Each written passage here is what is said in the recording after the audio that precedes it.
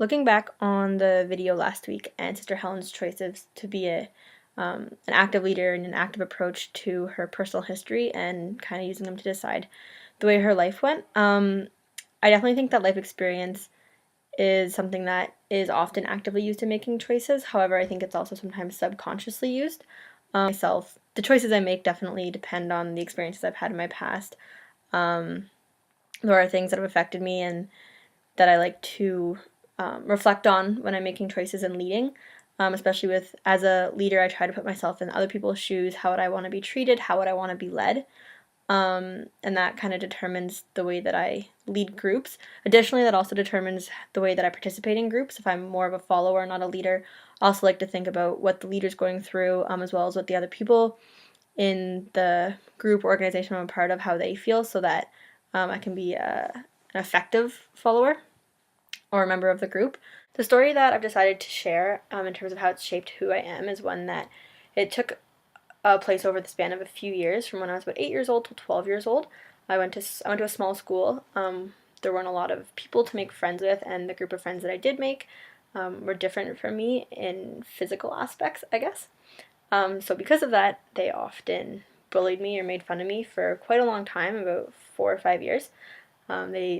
I had brown hair, they had blonde hair. Apparently, me having brown hair was bad, so made fun of me for that. I was short, they were tall. Again, that was viewed upon negatively, and many other things. And I remember this being pretty harsh.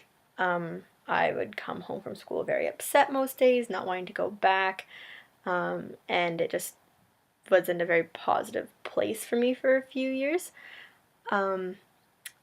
It was rough, but I'm glad that it did happen. After that happened, I entered high school. These people were still a part of my life. However, I just kind of gotten over it. I wasn't going to waste my time on them if they weren't treating me properly. And I just kind of got involved in other activities at school. I ended up making a lot of really close friends because of them. I didn't want to be around these people anymore, so I got to know other people who became really big parts of my lives and still are today, very close to me. My current perspective on what happened today, reflecting back on the experience, I'm not friends with these people. I haven't talked to them in like a few years because we really didn't have anything in common. We were forced to be friends because we went to a small school.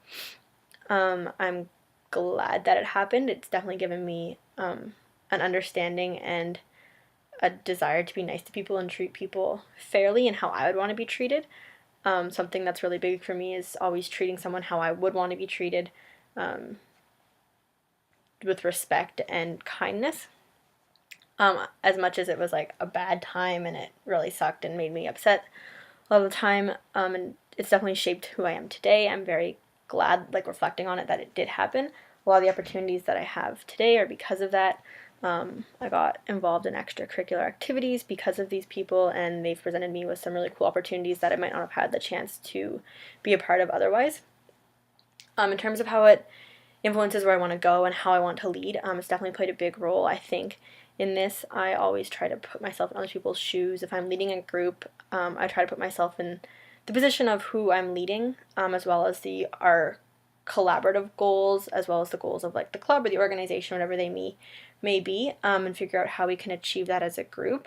Now, in terms of the lizard brain, from Seth Godin's book, I couldn't think of a very strong example for this. However, what I did come up with was it's something that I'm currently going through, so it's not a story that's over yet, but I'm looking to apply for an advertising school in San Francisco, and it's a very intense application process. You have to make a couple videos, do a couple essays, gain some letters of recommendations, as well as other creative projects just to show how creative you are and what you have to add to the program and why you'll be a good student.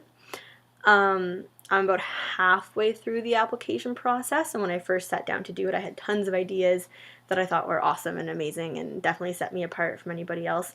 But now that I'm kind of getting down and actually doing the work, I'm seeing that maybe it's not the best idea. I have more things to add, and I'm just getting kind of discouraged with the amount of work that it's taking. Additionally, with all my schoolwork piling up as well, it's just a lot going on.